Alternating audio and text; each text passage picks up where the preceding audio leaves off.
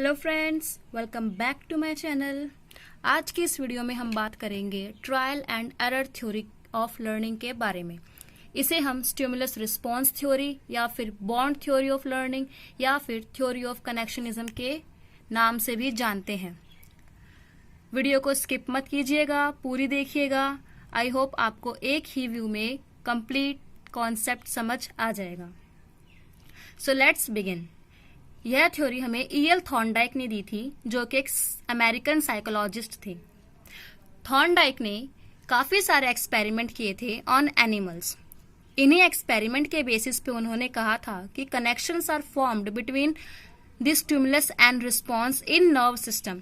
Nerve system में connections बनते हैं स्टिमुलस और रिस्पॉन्स के बीच में, और इसी कनेक्शन को उन्होंने बॉन्ड का नाम दिया था। इसीलिए इस थ्योरी को हम बॉन्ड थ्योरी के नाम से भी जानते हैं। थॉर्नडाइक ने लिखा था कि learning is connecting. He said mind is man's connection system. Also उन्होंने कहा learning take place by trial and error. चलिए इसे एक एग्जाम्पल से समझते हैं। When an individual faces a problem, he first tries one solution. वो पहले एक सॉल्यूशन ट्राई करता है, उसके बाद अगर वो सॉल्यूशन उसका सक्सेसफुल नहीं रहता, देन वो दूसरा सॉल्यूशन ट्राई करता है। इसी तरीके से वो काफी सारे ट्रायल्स करता रहता है, और जो सॉल्यूशन उसे सही लगता है लास्ट में उसे ही वो अपनाता है। जैसे जैसे ट्रायल्स इंक्रीज होते हैं, वैसे ही एरर्स और इररिलेवेंट रिस्पॉन्सेस डिक्रीज होना स्टार्ट हो जाते हैं। ट्रायल और एरर मेथड में भी जो लर्नर होता है वो रैंडम एक्टिविटीज करता है, और बाद में फाइनली एक्सीडेंटली वो अपने गोल को रीच कर लेता है। इसलिए थॉर्नडाइक ने इसे कहा है learning by selecting and connecting.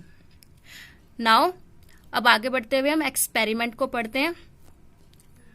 Thorndike ने एक्सपेरिमेंट किया था एक कैट के ऊपर। उन्होंने एक कैट को एक पजल बॉक्स के अंदर रखा। कैट जो थी वो काफी हंग्री थी। उन्होंने एक हंग्री कैट को पजल बॉक्स में रखा और उस पजल बॉक्स के बाहर एक फिश रख दी। He placed a fish outside the box. Now जो फिश की स्मेल थी वो कैट के लिए एक स्ट्रॉन्ग मोटिव का वर्क कर रही थी। The box was designed in such a way कि जो बॉक्स का डोर था वो ओपन होगा तभी जब लीवर को प्रेस किया जाएगा। उस बॉक्स के अंदर एक लीवर लगाया हुआ था, यानी कि एक खटका लगाया हुआ था। जब वो खटका प्रेस किया जाएगा तभी वो डोर ओपन होगा और तभी कैट बाहर आ सकेगी। नाउ कैट को ये नहीं पता था कि किस तरीके से बाहर आना है, इसलिए उसने रैंडम एफर्ट्स करना स्टार्ट कर दिए। कैट बार बार जंपिंग, स्क्रैचिंग, डैशिंग, ये सारी चीजें करने लगी, रैंडम एक्टिविटीज करने लगी, और बहुत सारे एफर्ट्स के बाद लास्ट में कैट का जो पैर था उस लेवर के ऊपर पड़ गया और डोर जो था वो खुल गया। बाय चांस, एक्सीडेंटली ऐसा हुआ। By chance cat pressed the lever and door of the box open. Finally जो कैट थी वो बॉक्स से बाहर आई और उसने फिश को खा लिया। नाउ ये जो एक्सपेरिमेंट था ये काफी टाइम्स रिपीट किया गया। इसके बाद ऑब्जर्व किया कि जितनी बार कैट ने ट्राई किया उतनी ही बार ट्राई करते करते जो एरर थे कम होने स्टार्ट हो गए। यानी कि ये बात नोट करना, जितने ट्रायल उसने किए इंक्रीज हुए ट्रायल्स तो डिक्रीज हुए एरर्स। इसका मतलब है कि कैट जो थी अब वो एबल हो चुकी थी कि एक ही बार में वो उस डोर को ओपन कर सके। The cat was able to open the door by directly striking the lever with the paw without any error. This is what she connected and selected. Now आगे बढ़ते हैं, स्टेजेस इन लर्निंग के बारे में देखते हैं। स्टेजेस इन लर्निंग में आप ये साइकिल देख रहे हैं, इससे समझना काफी आसान होगा। इसमें 6 स्टेप्स हैं। पहला है goal, second is drive, third is blocks यानी कि जो बैरियर्स और हर्डल्स होते हैं, fourth is success, fifth is selection and sixth is fixation. चलिए एक एक को समझते हैं। इस एक्सपेरिमेंट के अंदर गोल क्या था? कैट के लिए गोल था कि वो बाहर आकर के उस फिश को खाए। और ड्राइव क्या था? ड्राइव था कैट की भूख, hunger of the cat for fish is the drive. Block क्या था? ब्लॉक था जो पजल बॉक्स का डोर था, क्योंकि वो डोर क्लोज था इसलिए वो उसके लिए हर्डल था। सक्सेस क्या हुआ कि उसने काफी रैंडम मूवमेंट्स किए और काफी रैंडम मूवमेंट्स के बाद बाय चांस कैट का जो पैर था वो उस लीवर पे पड़ा और डोर से वो बाहर आकर के फिश को खा सकी। फिफ्थ क्या था? फिफ्थ है सिलेक्शन, यानी कि recognition of correct method of opening the door. काफी सारे ट्रायल्स करने के बाद उसने सिलेक्शन किया, उसने रिकॉग्निशन किया कि करेक्ट मेथड क्या है उस लीवर को प्रेस करने का और डोर से बाहर आने का। लास्ट में फिक्सेशन, मतलब कैट ने ये सीख लिया था कि किस तरीके से डोर को खोला जाएगा। अब वो सीख चुकी थी कि एक ही अटेम्प्ट में डायरेक्टली वो उस डोर को खोल सके। This is the steps in learning या फिर stages in learning. Now Thorndike ने लॉज ऑफ लर्निंग दिए थे, जिसमें 2 लॉज हैं, primary laws and secondary law.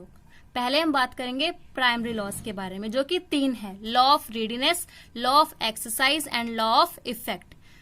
First one is law of readiness. Readiness का मतलब होता है कि मेंटली एंड फिजिकली एक्टिव होना। अगर कोई person mentally and physically active है तभी लर्निंग अच्छे से हो पाएगी, तभी लर्निंग पॉसिबल है। Means preparation for action. अगर कोई लर्नर फिजिकली या मेंटली एक्टिव नहीं है तो लर्निंग और टीचिंग दोनों ही प्रोसेस यूजलेस होंगे। Readiness also depends on the maturation and experience of learner. Second one is law of exercise. Exercise मतलब प्रैक्टिस या रिपीटेशन, किसी भी टास्क को बार बार करना, प्रैक्टिस करना। जैसे आपको पता ही होगा, practice makes a human perfect. जितनी प्रैक्टिस करोगे उतने ही एरर कम होंगे। नाउ प्रैक्टिस या एक्सरसाइज से एफिशिएंसी और ड्यूरेबिलिटी ऑफ लर्निंग बढ़ जाती है। Third one is law of effect. Law of effect का मतलब है learning is effective if it is associated with pleasure and satisfaction. अगर कोई भी टास्क अगर हमने कंप्लीट किया है तो उससे अगर हमें प्लेजर या सेटिस्फेक्शन मिल रहा है तभी हमारी लर्निंग इफेक्टिव है, तभी हम उस टास्क को फिर से करेंगे। अगर नहीं मिलता तो हम उसकी प्रोग्रेस आगे करेंगे ही नहीं, मतलब उस टास्क को करेंगे ही नहीं। जो स्किनर की ऑपरेंट कंडीशनिंग थ्योरी थी वो इसी लॉ के ऊपर बेस्ड है।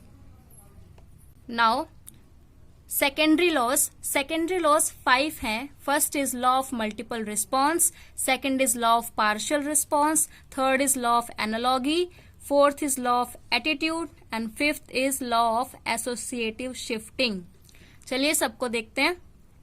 First is law of multiple response. इसका मतलब है कि person make several efforts because he और she don't know in which task he she get success. काफी सारे रिस्पॉन्स करता है किसी भी एक पर्टिकुलर प्रॉब्लम के लिए, काफी ट्राई करता है क्योंकि उसे नहीं पता होता कि कौन सा उसका ट्रायल, कौन सा उसका एफर्ट सक्सेसफुल रहेगा। इसलिए इसे कहा जाता है law of multiple response. Next one is law of partial response. इसका मतलब है कोई एक टास्क उसने किया और उस टास्क से उसने सक्सेस मिला उसे, तो सिर्फ वो उस पर्टिकुलर टास्क को ही करेगा, बाकी सारे टास्क को छोड़ देगा। The person get success, the person repeat that task only and left all other task. Third one is law of analogy. इसका मतलब है कि जो प्रीवियस नॉलेज है अगर वो सिमिलर है न्यू नॉलेज के तो लर्निंग जो होगी वो काफी जल्दी होगी और इफेक्टिव होगी। Law of attitude. इसका मतलब है कि अगर लर्नर का एटीट्यूड पॉजिटिव है लर्निंग के तरफ तो लर्निंग अच्छे से होगी, अगर नेगेटिव सोचता है तो लर्निंग होगी ही नहीं। Last one is law of associative shifting. इसमें क्या होता है, जब 2 या 2 से ज्यादा स्टिमुलस एक ही टाइम पे प्रेजेंट होते हैं, if 2 or more than 2 stimulus are presented at a particular time, then knowledge from one stimulus is transferred to another stimulus। तो वो नॉलेज एक स्टिमुलस से दूसरे स्टिमुलस में ट्रांसफर हो जाता है। ये जो लॉ है ये रिलेटेड है ट्रांसफर ऑफ लर्निंग से। Thank you for watching my video. अगर आपको वीडियो अच्छी लगी हो तो please like, share and comment and also channel को सब्सक्राइब करना मत भूलिएगा। मिलते हैं नेक्स्ट वीडियो में, तब तक के लिए बाय बाय।